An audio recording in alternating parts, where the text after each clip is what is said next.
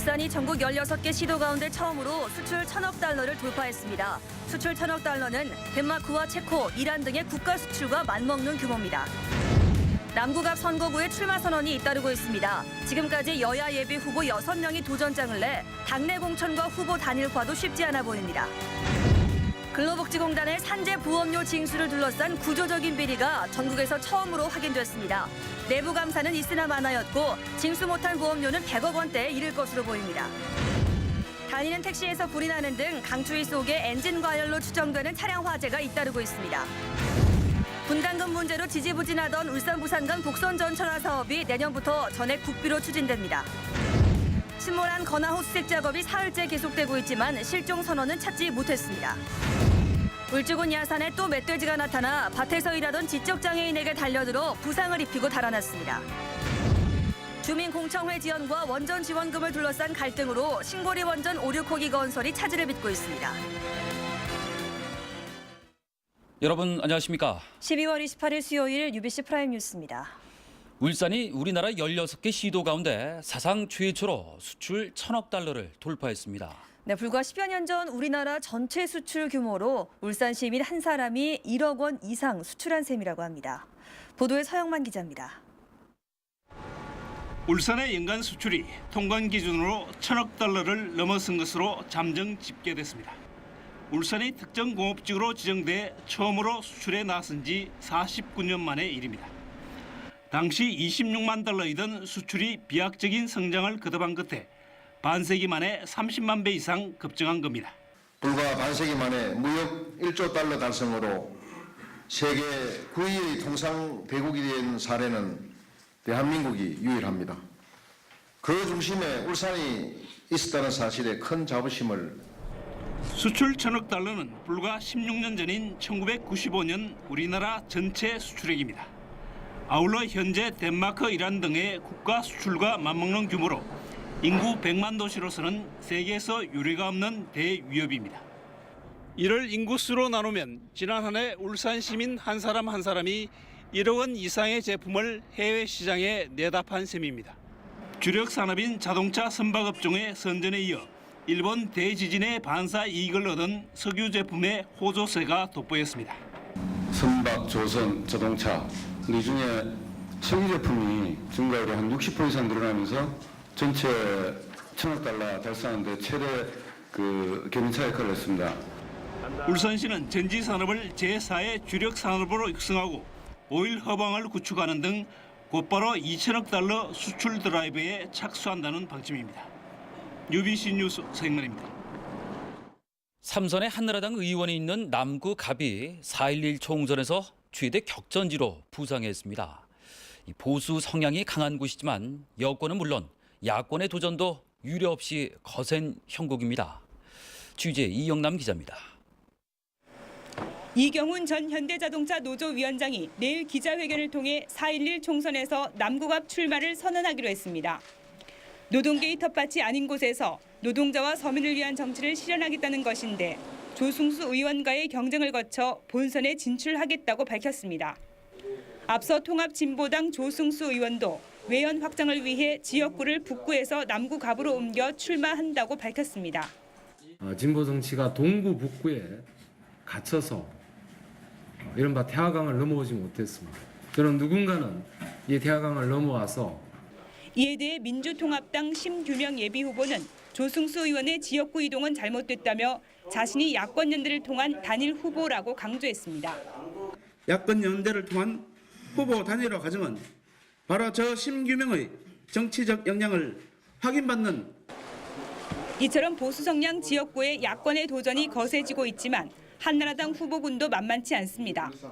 삼선의 최병국 의원이 버티고 있는 데다 김원득, 서정희, 이채익 씨 등 3명이 예비후보로 등록해 4파전 양상을 보이고 있습니다. 한나라당 삼선 의원을 배출한 남구갑이 여야 없이 치열한 예선전을 예고하면서 내년 총선 최대 격전지로 부상했습니다. UBC 뉴스 이영남입니다. 고용과 산재보험료 감면을 미끼로 한 근로복지공단의 구조적인 비리가 드러났습니다. 공단 직원은 제멋대로 보험료를 감면해주고 많게는 1억 원의 뇌물을 받아 챙겼는데요. 자진신고제 허점을 악용한 비리는 무려 6년 동안이나 계속됐습니다. 이다루 기자가 취재했습니다. 검찰에 구속 기소된 근로복지공단 직원은 지사장급 시운 7살 김모 씨 등 6명과 브로커 시운 1살 박모 씨 등 7명입니다. 또 내부 자료를 유출한 공단 직원 5명과 많게는 수천만 원의 고용보험료를 횡령한 업체 대표 9명도 기소됐습니다. 울산지사에 근무했던 브로커 박모 씨는 친분을 이용해 기업체에서 받은 돈을 근로복지공단 직원들에게 주면서 해당 업체의 고용과 산재보험 축소를 부탁했습니다. 지난 2007년부터 지난해까지 이렇게 직원들이 받은 뇌물은 최고 1억 원이나 된다고 검찰은 밝혔습니다. 특히 위장 폐업한 업체를 조사하지 않거나 업종 변경을 통해 보험 요율을 낮추는 등 자진신고제의 허점을 악용했습니다. 자진 신고를 하도록 돼 있고 그 점검이 수시로 이루어지지 않았습니다. 그래서 그 틈을 이용해서 이런 비리가 있던 것입니다. 검찰은 브로커 박 씨가 2005년부터 27개 업체로부터 21억 원을 받은 점을 감안할 때 기업의 보험료 면탈 액수는 100억 원대에 이를 것으로 추정하고 있습니다. 검찰은 인사청탁과 관련해 뇌물을 받은 근로복지공단 간부 2명을 추가로 구속하는 등 공단과 기업체, 브로커 간의 구조적 비리에 대한 수사를 더욱 확대하고 있습니다. UBC 뉴스 이다루입니다. 강추위와 건조한 날씨 속에 엔진 과열로 추정되는 차량 화재가 잇따르고 있습니다. 세심한 차량 관리와 정기 점검이 최선의 예방책이라고 합니다. 조윤호 기자가 보도합니다. 고속도로 갓길에 멈춰선 차량이 화염에 휩싸였습니다. 지난 23일에는 남구의 주택가를 달리던 승용차도 불길에 휩싸였고 도로를 달리던 택시에도 불이 나 기사가 대피하기도 했습니다. 강추위가 찾아온 지난 일주일 동안 울산 지역에서 달리던 차량에서 3차례나 화재가 발생했습니다. 달리고 있는데 연기가 나는 거예요. 조금씩요. 세워놓고 본넷을 딱 가니까 아주 불이. 사고 원인은 대부분 엔진 과열. 엔진 과열의 주된 이유는 냉각수 이상으로 추정됩니다. 냉각수를 뺀 채 시동을 거는 실험을 했더니 엔진에 불이 붙는데 10분이 채 걸리지 않았습니다. 이와 함께 엔진오일 관리가 부실하거나 전조등과 같은 등화 장치를 불법 개조할 경우에도 차량에서 화재가 날 수 있습니다. 특히 겨울철 건조한 날씨로 전기 배선의 합선이나 점화계통 스파크에 의해 불이 나는 경우도 많아 정기적인 점검이 필수입니다. 겨울철의 자동차는 어떤 연료 라인이든 배선이든 간에 노유라든가 누전의 위험성이 있는 부분은 조기에 확인해서 점검 조치를 취하셔야 되고요. 그 이후에 이제 부동액. 소방당국은 차량 화재의 경우 한 번 발생하면 차량이 모두 탈 가능성이 많은 만큼 비상용 소화기를 넣어둘 것을 조언합니다. UBC 뉴스 조인호입니다.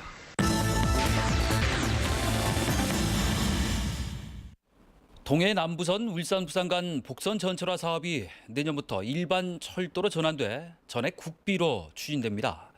울산시는 분담금 1,700억 원을 절감하게 됐고 사업 자체에도 탄력이 붙을 것으로 보입니다. 김익형 기자가 취재했습니다. 복선화 공사가 진행 중인 남구 서남역 인근입니다. 열차가 다니는 터널 옆으로 새 터널이 뚫려 있습니다. 지난 2000년 광역철도로 지정돼 울산과 부산이 막대한 시비를 부담하고 있던 이 공사가 내년부터 일반 철도로 전환됩니다. 따라서 사업비 10%를 부담해야 했던 울산시는 이미 낸 291억 원을 제외한 1,744억 원을 절감하게 됐습니다.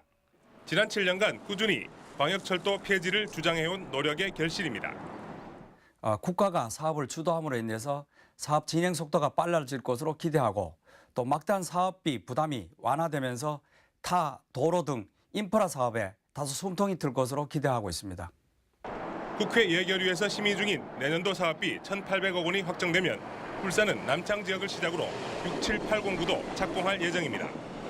복선 전철화 사업은 부전역에서 태화강역까지 22개 역을 통과하고 울산 구간에는 6개 역이 포함됩니다. 길이 65.7km의 울산 부산 복선 전철화 사업은 오는 2015년 완공을 목표로 하고 있으며 현재 34%의 공정률을 보이고 있습니다. UBC 뉴스 김익현입니다.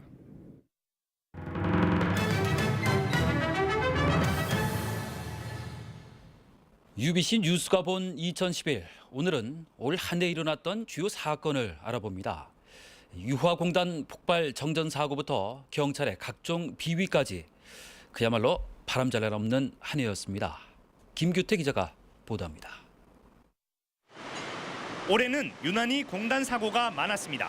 봄부터 시작된 공단 폭발 사고는 지난 8월 현대이피 울산 공장에서 8명이 숨지거나 다치는 대형 폭발 사고까지 이어졌고, 석유화학공단은 2차례에 걸친 정전 사고로 1,000억 원 이상의 피해가 발생했습니다. 아파트 관리사무소 직원이 동료 2명을 이틀에 걸쳐 살해하고 목숨을 끊는 등 충격적인 사건도 잇따랐습니다.